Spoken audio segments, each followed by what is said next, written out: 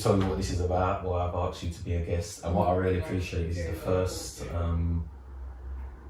So I've been doing a few on Zoom. I've done a few of these on Zoom so far. That's how it kick-started, and then I've done one in the park with someone who was able to break down with the social distancing and was like, let's do this in person. And then when I initially made the connection with you, it was like, yeah, we've got the option, but let's do it in person. And that's what I really wanted to do, is start doing these things in person.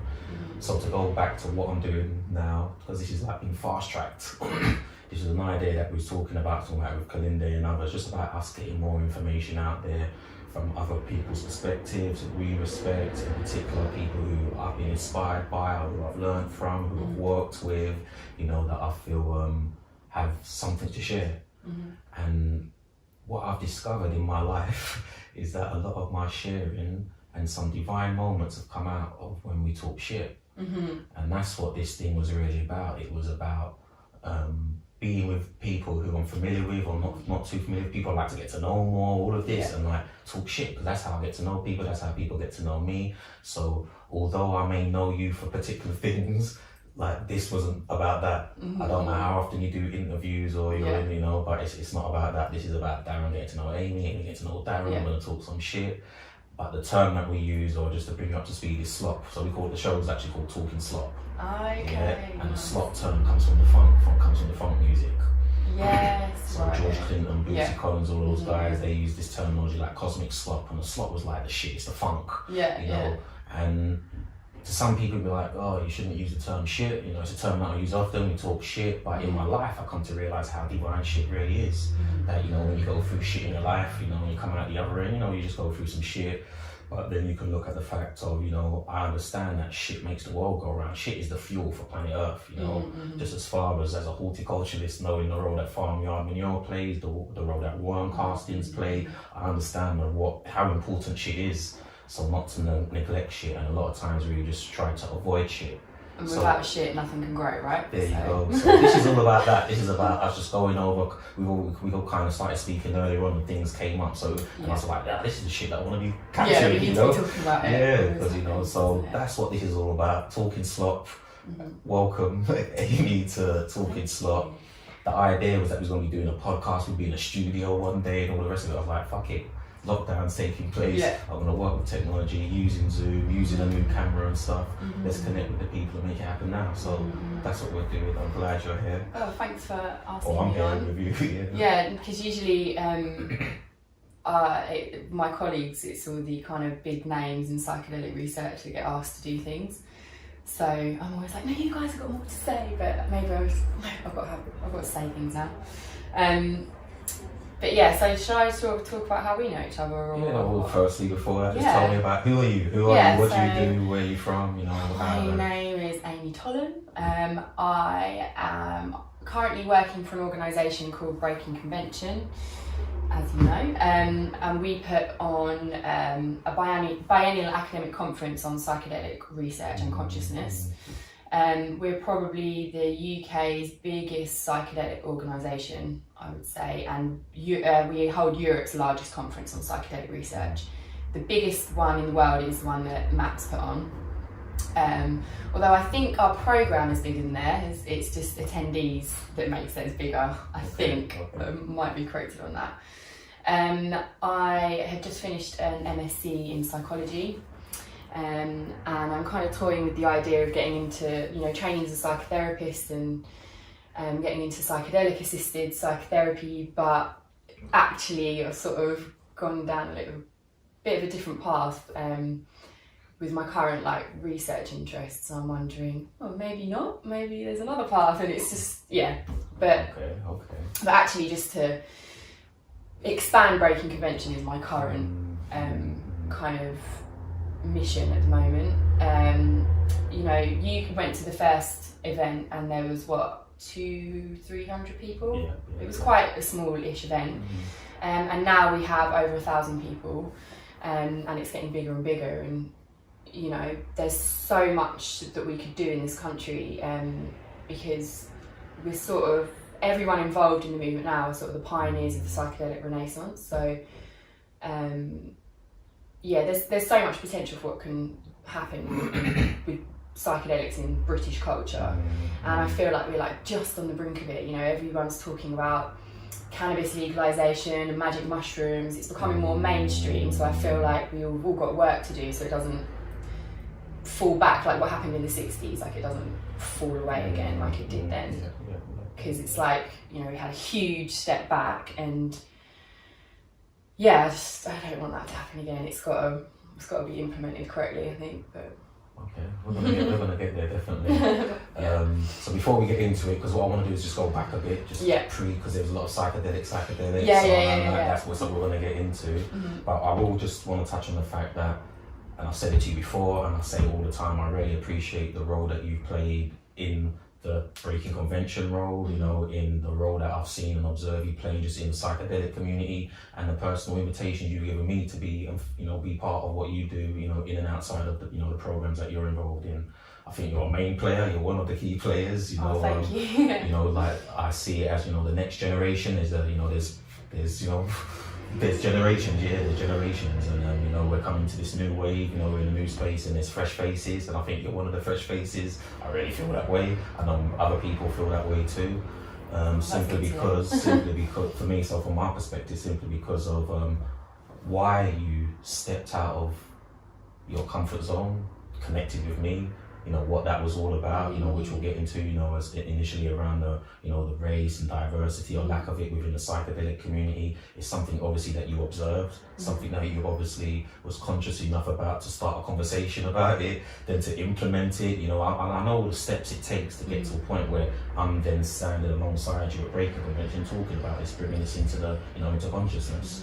And I know many people talk a good game when they say, so I know, you know, just saying it, the conversations is a good thing, but you've got to go all the way through. So I observe the people who go all the way through, just like I would expect people to observe me and just see, you know, does he back his talk, you know, or is it just, you know, are we just trying to tick boxes here? Yeah. So with that said, that's why I know what I feel, you know, where that's coming from. But with that said, I also identified that, if I'll be very honest, you know, because of the barriers I have faced in life, like I was mentioning before, it's not every now and then, it's like in life every day there's barriers that are, you know, that I face.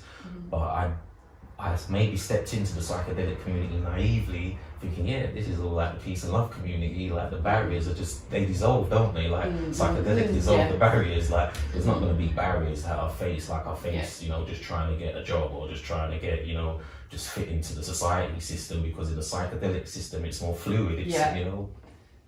But you found it to be the same? I found barriers, I found principles of those barriers that are installed, I think, in people's psyches. So that's why I think it just implemented in structures and models that are developed, because the observation kind of thing of like, well, what are we actually trying to achieve, or what do we need, like that? It's just like, well, this is what we want to do, let's do it this way. And it's just humans, like, so it's not, it's a human thing. Exactly, but then there are social structures and geographics and genders and races that it all it still exists in that community still. I think that was one of the reasons why I got into wanting to talk to you, because I didn't understand it either. You know, the way I kind of got interested in psychedelics was, you know, my 18th birthday, I took ecstasy, and it was just like a revelation. I was just like, oh my God, like, you know, I grew up in Essex, so, you know, you go to these shitty nightclubs with sticky floors, and, you know, everyone's wearing little dresses, and I never felt comfortable kind of in that environment. But you kind of go along, you know, you have fun, you know, you're learning to drink alcohol as a teenager or whatever, and then hang out with a different group of friends, because I started sixth form college, and then we went to Fabric, actually. There was a really good night on at Fabric nightclub. And that night, it changed everything for me, really. And I went to uni, and someone had a psychedelics, Dave King, actually, one of my colleagues, started the Student Psychedelic Society at the University of Kent, which I think was the first psychedelic society since, like, one's been around in the 60s. So he kind of started that up again, and I got more interested. But I was like, why is it so it's not diverse at all? Like, why is it only the white kids that are coming to all of these events? And that's what I never understood it either. And then I think they're sort of the conversations that you and I have been having. You know, why is that? and what can we do to make it better without the tokenism thing, you know? Like Kalindi said on his talk 2 years ago, it was, you know, oh, we've got to be diverse. So who's that black guy that does it? And they're like, oh, Kalindi, okay, check. Kalindi's on the programme, you know? So as an organiser, it's like, it's really hard to approach tackling diversity, but not, do you see what I mean? Not having the tokens. I don't know, what are your views on like? Because it's, you know, as you said, like the first breaking convention, yourself and Kalindi were the only people of colour there, and it has changed. I've noticed the crowd change at breaking convention. Most recent one, I was blown when I was me too. I remember the first one. I remember the first one, and the smaller evening lectures I've been putting on, crowds definitely changed. So I don't know, do you just sort of let it happen organically like that, or you know? So for me, I have to, if I be very honest, I think that one of the most recent talks which Aimeè delivered at the last breaking convention, that I always, when I'm interviewed her the other day, so I can never remember the title, but I know it's something along the lines of psychedelics and white racist supremacy. world order. Yeah. Can psychedelics change our racist world order? That's the title of her talk. There you go. And I really feel, so this is what I feel, and I'm going to show you, I'll connect the dots, but I feel that that's on point simply because of what I feel psychedelics have done for me and others, and what it supports us in getting closer to. That's why Kalindi was big on the higher doses, because if for whatever reason you're holding back, it's going to push you into those spaces where you've got to deal with self. And this is what I've observed in why I think the lack of diversity is, because it's just the same systems that are in place, where it's the same archetypes or the same figures that are, you know, at the top, you know, at the top. And if we be honest, there is a kind of, because of the lack of unknown, because of fear, because there's multiple things that just in today's society why somebody might feel fearful when you know, a group of young black boys are approaching them, you know, when they're just having fun going to play football, but they feel the energy and the vibe is like fearful, like it filters through in other areas of life basically. And I'm saying that to say that the very first breaking convention, I was there and Kalindi was there by way of Anna, who was one of the founders or one of the organisers of that. She was the one who reached out, you know, and nobody else reached out. I'm just saying that, although it's all cool, it was like nobody else reached out. And then you reached out, and in other areas of my life, I know who reaches out from the other communities when we're trying to engage. And so it's been primarily women who are, you know, so why is that? Maybe because women are more, you know, are more open to having these types of discussions. They feel more, you know, that these are some of the things that I think are more deeply rooted as into what could really change. Like people have got to change within to make the changes even up top, where it might just be like a cool guy, like a lot of people are cool people, but they still carry their trauma, like what, you know, Aimeè was talking about, and everything that maybe, or their privileges that they don't acknowledge, you know, that type of stuff that still needs to be addressed within. And once that's addressed within, when they come out, then we're like, like they feel more comfortable in saying, you know, let's reach out to Darren, you know, where you didn't feel uncomfortable, you know, but no. I could definitely share with you, I've been in places and spaces where it took a while, and people have been honest with me to be like, oh, I didn't know you was the mushroom guy. Like, now it's like I feel a bit more relaxed, and it's like, because, you know, I may come in the room looking a certain way, Kalindi comes in the room looking a certain way, and people just have their judgments, their stereotypes, whatever they are, and I think that just filters through into people's psyches, and that's why in loads of areas in my life I see, that pattern playing out. So it's in the psychedelic community, a lot less than in other places, but it's there, man. It's definitely there. And the thing is with psychedelics, it's like it does either or. It breaks down the boundaries where we're like, we're all one, we're the same, but then it's the Messiah complex vibes.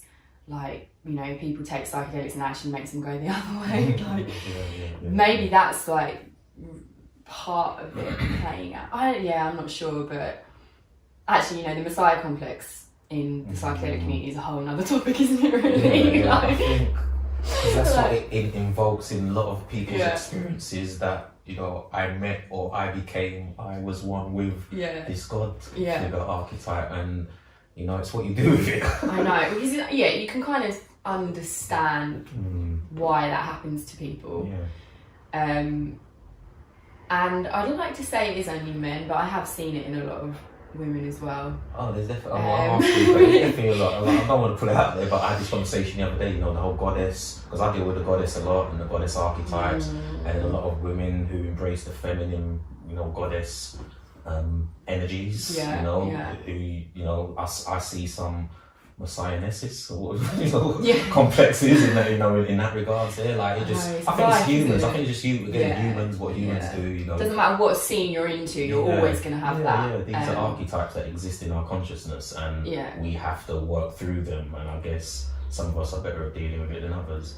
But perhaps because of psychedelics, that sort of comes out a bit stronger, because it's such a profound experience that one is having that, you know, that kind of thing's going to come out really strong. And it kind of is a shame, because it does make me roll my eyes. Like, my friend from uni and I, if we ever go to a talk and someone puts their hand up to ask a question, we play the game like, is it going to be a question, or is it just going to be like a really egotistical comment? And then, like, the trip report. I know everyone wants to talk about what a great experience they had and it's life-changing, but sometimes when you're needing to get through a Q&A pretty quickly, it could be a bit...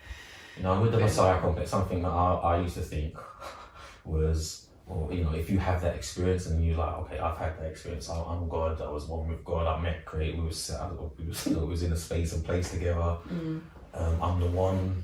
And then you speak to other people, and you just got to go to a conference and you hear about other people. Yeah, like, maybe I'm not so special. Maybe when you're all going, you're all told how special you are and how, because you are. Yeah, you know, well, exactly, it's like you are, but it doesn't make you the one, and the be the one and the one that after, you know, a few experiences, a trip to Peru, you come back and you're the shaman who can heal people and, you know, do amazing work, when the experience told you it's about you, and you know, kind of discovering yourself and not allowing people to come in and manipulate you, you know, from that perspective. I think there is that aspect to it too, just where people, Messiah complex, man, God complex. Maybe it feels like you need a certain amount of experiences, because you go through that, I am special, and then you do a few more experiences like, oh no, everyone's the same, and then you sort of come out the other side of it. So maybe it's something we all go through to a certain extent. Actually, like I do remember an experience of mine, and it was only MDMA. I had really quite like strong experiences with MDMA. Where I was like, I've just got the answer, you know, and then the next day you're like, but what was that about, you know? It really is just, people get lost in the, you need to be grounded afterwards, I guess. But you've got to filter through the files. Like, you get loads of enlightenment, and it's like, what can you download, utilize, and make sense of it without sounding too weird.